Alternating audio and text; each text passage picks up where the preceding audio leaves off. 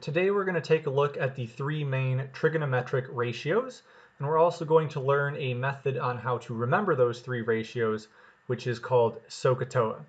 So let's get started. Uh, the trigonometric ratios are used with triangles, and we already know several formulas that can be used with triangles. Two of them are on the screen right now. We have the triangle angle sum, which is used when we're trying to solve for a missing angle measurement in a triangle. And then we also know Pythagorean theorem, which is useful for solving for a missing side length of a right triangle. Now, the reason why we need trigonometry is because there are some types of problems with triangles where these two formulas don't work. So these two examples that you see now are example problems where the formulas that we just looked at don't work. And so here's why. It's because when you look at these triangles where you're trying to solve for x, the measurements that are given in the diagram are not just angles and not just sides. You have a little bit of both. The 16 inches and the x, those are both sides. However, the 38 degrees, that is an angle. And when you're using one of these formulas up here, it needs to be specifically one type of measurements. So Pythagorean theorem works with sides, and triangle angle sum works with angles. And the second example problem here, the same problem happens. We have the 12 feet, which is a side measurement, the 25 feet, which is a side measurement, but x is an angle measurement. So we run into the same problem where these formulas above only work when you're dealing with one type of measurement. So introduce trigonometry, and we have formulas that do work when you're trying to work with the problem that has both angles and sides. So here's some prior knowledge that we already have. We know that trigonometry only works with right triangles. All right, and specifically, we should use trigonometry when the problem we're doing involves both angle measurements and side measurements. Every single trigonometry problem starts the exact same way. First, you're going to want to figure out the diagram. Often you'll be given a diagram, but if the problem doesn't have a diagram, then you're going to want to draw one. And the reason why you're going to need to draw one is because you need to label the diagram in order to figure out which trigonometric formula to use, because there are three main formulas. All right, so we have practiced this before where you want to label the triangle in this order. A lot of the times the right angle is already labeled, just like in this picture here, the right angle is that square symbol in the corner. Next, you'll want to label theta. Theta is a Greek letter, okay, so this sometimes it looks like a zero, but it's not a zero, it's actually a letter. And that theta is going to be one of the acute angles. All right, so each right triangle has two acute angles, and out of the two angles, you want to pick the one that has the measurement. Okay, so if there is an angle that has a 10 degrees or 20 degrees, you want to pick that one for theta. Then we need to label the three sides. And the three sides here, I recommend labeling them in this order because this is the order in which it's the easiest to find them. So the hypotenuse is always the longest side. And so a lot of people identify it literally because it, looks the longest. If it's too hard to tell which one's the longest, then the hypotenuse is always across from the right angle. And so a lot of people draw an arrow literally from the right angle towards the other side of the triangle. So that way it's easy to identify the hypotenuse. Next, you want to label the opposite side, and the opposite side is named the opposite side because it's always across the triangle from theta. So that's why we labeled theta first, because we need to start at theta and draw an arrow across the triangle, and that side is called the opposite side. And then the one we leave for last is the adjacent side. The adjacent side is named the adjacent side because adjacent literally means next to, and it's the side that's physically next to theta. At this point, though, if you leave adjacent for last, you can find that side just by, it's the last one remaining. Process of elimination. Here's some other information, but I think I already mentioned this. Theta is a Greek letter, not a zero, and by hand it often has a little loopy or line through it. oftentimes it will extend outside the right of the circle. All right. Let's take a look at the actual formulas for trigonometry. Okay, that's the next step after labeling the triangle, is to actually set up the actual formula. That way it can be solved. So let's take a look at these three ratios. Once again, these can only be used for right triangles. All right, so here is the list of all three formulas. All right, these names you may not have heard of before. All right, the first one is called sine, the second one is called cosine, and then the third one is called tangent. All right, sine, cosine, and tangent. Now, the reason why there are three formulas is because depending on where the measurements are in the picture will determine which formula is the correct one to use. So what we'll be doing is we'll be looking at the diagram, figuring out where the numbers are, and based on where the numbers are, we can pick one of these three formulas. Okay, if the two numbers are on the opposite side and the hypotenuse side, we'll use sine. If the two numbers are on adjacent and the hypotenuse, then we'll use cosine. And if the two numbers are on the opposite side and the adjacent side, then we'll pick tangent. Notice how all three of these options do have a different pair, right? None of these are the same. They all have two separate labels. All right, and so this is why labeling the triangles the first step. It's so we can figure out which of these formulas is the proper one to use. All right. I also want to point out that each of these words, sine, cosine, and tangent, each of them has an abbreviation, which will show up on the calculator when we use our calculator to solve these. When you see the abbreviation SIN, we'll say this out loud as sine. The abbreviation COS out loud is called cosine, and then the abbreviation TAN is pronounced tangent. All right. So sine, cosine, and tangent. It's very rare that you'll hear someone say out loud the abbreviation. Okay, so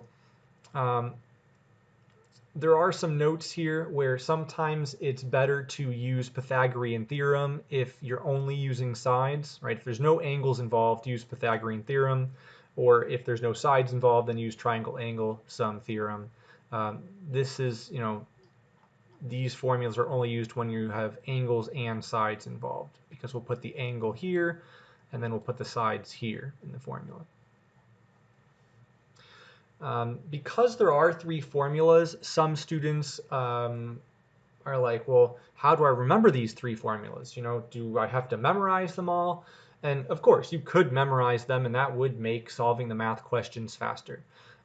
If you don't memorize them, or if while you're memorizing them, we have an easier way to remember the three formulas, and all you need to do is remember this one word. Okay, this word right here. If you can remember the word SOHCAHTOA, and that's how it's pronounced, right? There's like three parts to it. If you break it up into set groups of three letters, we have SOHCAHTOA. All right, and those three groups of letters represent each of the three formulas. And right now, because you don't have a lot of experience with the three formulas, it may not be obvious, but I've tried to color code them to make it more obvious. So let me try to show you with the colors here. So let me bring this back up to where the formulas are. All right, so let's compare this real quick. All right, and maybe now that you see the three formulas next to SOHCAHTOA, all right, I've written the word purposefully like this, right? So we have so, ka, and toa, right? And I've written it like that just to break up the three letters easier.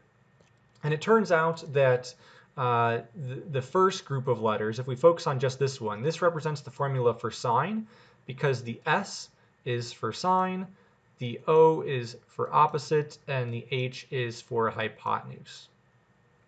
Now that you've seen that pattern, I bet you can predict how the other three letters work. So the C is for cosine, the A and the H are for adjacent and hypotenuse, and then the last group of 3 letters, same pattern. T is for tangent, and then the O and the A is for opposite and adjacent. All 3 groups of letters follow the exact same pattern, where the first letter is for the name of the formula, and then the 2 next letters, the middle one is for the top of the fraction, and then the third letter is for the bottom of the fraction. And that way you don't have to, memorize the 3 formulas straight up, because these are the only significant parts that you'll need to remember. And so remember the words SOHCAHTOA, SOHCAHTOA, SOHCAHTOA, SOHCAHTOA. And anytime you're doing a trigonometry problem, you can write this one word at the top of your page, and there you have all 3 formulas just by writing one word. It's pretty convenient. All right, we'll be using this as we go over the examples. I'll show you how we can use this to help us remember the formulas. All right, so let's take a look at some examples. We'll do probably 4 examples, just so that way you can see how this is used. So here's one type of math question you might run into. This one says, write the ratio for each trigonometric function. All right, and so when it says trigonometric function, it's talking about these 3 right here. Those are the 3 formulas. And when it says write a ratio is the same thing as a fraction. All right, so let's write this down just so we remember that's a ratio. Okay, that's asking for a fraction. And that's important because that's what we actually need to do in this problem, is write the fraction. So after each of these equal signs will be a fraction. That is our goal, is to write the number on top and bottom of that fraction. Now, how do we know what numbers to write? Well, they're going to be the measurements from the triangle. Okay, and so we have this diagram of the triangle already drawn for us. Let's label it, and then once we can figure out which side is which, we can put the correct measurements into the fractions. All right, so let's start by labeling theta. And I've already labeled the right angle, so that's already done. So the next thing to write is the theta, which I know that out of the 2 angles, right, normally we would try to pick the corner that has a measurement, and neither of them have a measurement. So the reason why I know which one to pick is based on the angle in the formula over here. It says angle A, and that A is telling me to pick angle A as theta. So I'm going to put theta in that corner, corner A. Next, we need to label the hypotenuse. The hypotenuse is always the longest side, which is the 5, right? 5 is bigger than 4, and 5 is bigger than 3, so that must be the longest side. It's also across from the right angle.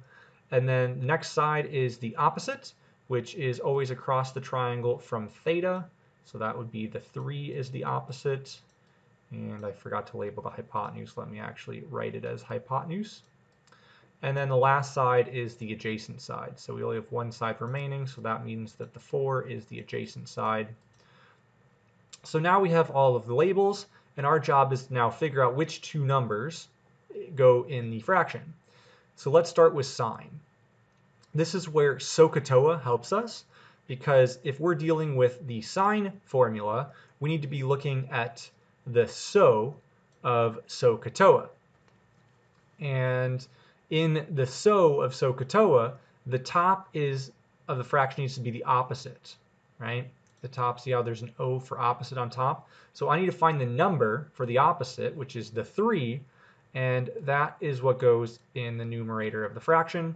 The bottom of the fraction has an H for hypotenuse, so we're going to put the number for the hypotenuse on the bottom. And so that's the 5 is the hypotenuse, so that 5 needs to go in the denominator of the fraction.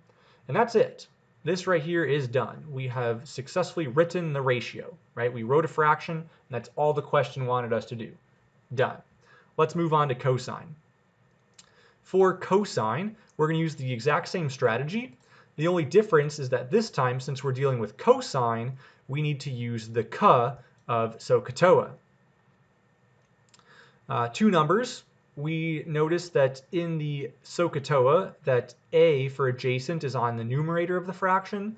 So let's find the number for adjacent, which is 4, and that 4 needs to go in the numerator. And then in the denominator, it's the hypotenuse again. So we're going to use the 5 from the hypotenuse, and boom, we're done. That is the answer for cosine. It's that fraction of 4 over 5. And then the final ratio that we have at the bottom is for tangent. And for tangent, we're going to look at the TOA part, because T for tangent is TOA. And the numerator of the fraction needs to be O, so that's the opposite side, which is 3. And then the bottom of the fraction is A for adjacent, so the 4 is the measurement on the adjacent side. And there's our fraction, 3 over 4. That's how you do the setup for the fractions in a trigonometric ratio. Let's do it one more time. This time we are going to use angle B as the theta. Okay, so we have the exact same diagram as above. The only difference is theta will be in a different location. All right, so since B is theta, we are going to put our theta in corner B. Let's label the rest of the triangle. So we'll do this a little bit quicker. We have the hypotenuse is on the longest side. We have the opposite is on the side across from theta. Notice how this is different than before. I'll scroll up real quick, right? See how theta was in a different place, so opposite was in a different place. Theta is in a different place, so opposite's in a different place. Okay, so that's important. Notice that the opposite side is based on where theta is. And then the last side, the last one left is the 3. We haven't labeled that one yet, so there's our adjacent. And now we can write the 3 ratios. So let's set up our fractions. We'll start with sine again. For sine, we need to have the opposite on top, which is 4. And we need to have hypotenuse on the bottom, which is the 5. Done. All right, for cosine, we are going to be using the c. We need to put the adjacent on top, so that's the 3. And then again, the hypotenuse is on the bottom, so we still have a 5 on the bottom. And then for tangent, tangent is T for tangent, so that's the TOA. We need to have opposite on top, so that's the 4. And then the adjacent is on the bottom, so that's the 3. And we're done. So once you know how these work, the method and strategies to arrive at the answer end up being pretty quick, right? I recommend practicing these types of questions so that way you can get really quick at them, and that way they don't require too much effort. I do want to point out real quickly that by moving theta, the answers we got ended up being different. So compare the two answers for sine real quick. So it was 3 over 5 before, now it's 4 over 5. All right, and then for cosine it was 4 over 5. And now for cosine, it's 3 over 5. And then for tangent, it was 3 over 4, and now it's 4 over 3. So there is, it matters where theta goes. It will change your answer. And so that's why you need to be careful about what corner you're picking for theta based on what the question wants. Here's another type of example question that you might encounter. We'll do 2 examples like this, just so that way you can see this type. Okay. In this type of question, it says determine which trigonometric ratio should be used. So instead of doing it for all 3, like in this example, the goal of this question is just to figure out which trigonometric ratio is the right one to use. You don't need to use all 3. You're trying to figure out which one is the one that you would use to solve for x. All right, we're not actually going to solve for x in this particular question. We're just going to set up the equation. Just like in this one, we're just setting up the equation. We're not solving anything. So let's start like we start every trigonometric problem, is we're going to label the triangle. There is already a right angle, so that one's done. And then next we write the theta. And I know to pick this corner for theta because it's the corner that has the measurement, right? We know theta is either going to be one of these 2 corners. We want the one with the measurement because we want to be able to put that measurement in the formula. Next, we write the hypotenuse, which is the long side. Next, we do the opposite side, which is the side across from theta. And then the final side is the adjacent. All right, so you might be like, well, how do we actually figure out which one's the right one to use? Well, it turns out after labeling, if it's a trigonometry problem, there will only ever be two of the three sides with measurements. Okay, so notice how the opposite side has a measurement, right? The measurement is x. The adjacent side has a measurement, that's the 12 feet. And then one of the measurements doesn't, or one of the sides doesn't have any measurement. So this hypotenuse right here, no numbers, no variables, no measurements. Literally, we are not going to use it because there's nothing important over there. So that means that this problem is going to be focusing on only the opposite side and the adjacent side. Those are the only two sides that are meaningful for us. And so we need to pick the formula that uses the opposite and the adjacent in the formula.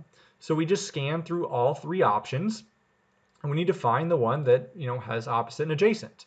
So it's kind of color coded here too, so that might make it obvious, but it's not this one because we're not using hypotenuse. It's not this one because we're not using hypotenuse.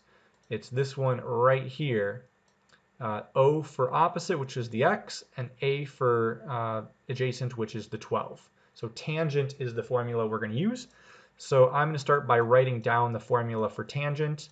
If you have these memorized, then you can start substituting the numbers in right away, but it's easier for me to explain if we write the formula down before substituting any measurements in.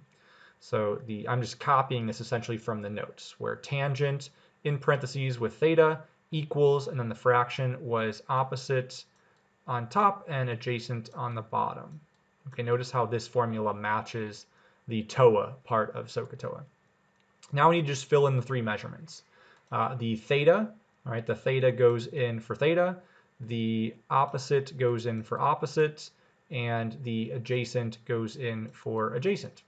All right, so if we rewrite this, but with the three measurements, we end up with our final answer, which is the 25 degrees goes for theta, the x is the numerator, and the 12 is the denominator. And so that right there, that is our formula, which is what the question wanted us to do, right? It said write the formula. And that's what we did. We wrote the formula, so we are done. We'll do one more example like this, all right? This last example is the exact same type of question where we need to write the formula and we need to pick which one is the correct formula to actually use. So just like every other trigonometry problem, we're going to label our triangle. So the right angle is already labeled for us. Next, we need to label theta, which once again is 25 degrees. It's this corner here. We want to pick the one with the measurement. Then we label the hypotenuse, which is the longest side. Then we label the opposite, which is across from theta. And then the last side is the adjacent side, so that's the one on the bottom. So if we have to pick a formula, we need to figure out which two sides are important and which side is not important. And so it should be fairly easy to pick out that the adjacent side at the bottom is the one that doesn't have a number. So since there's no number or variable there, that's the one we're going to ignore. And instead, we want to focus on this side with the variable x and this side with the measurement of 29. Let's compare that to SOHCAHTOA at the top. If we compare SOHCAHTOA to the two measurements we have, notice that it is color-coded again, but it's actually the very first option. It's going to be the SO of SOHCAHTOA because we have the opposite, the 29 is the top, and we have the x, that's the denominator of the fraction. So let's write out the formula for sine. I know it's sine because S for sine. And we're going to have the theta in the parentheses, then the equal sign, and then the fraction. All right.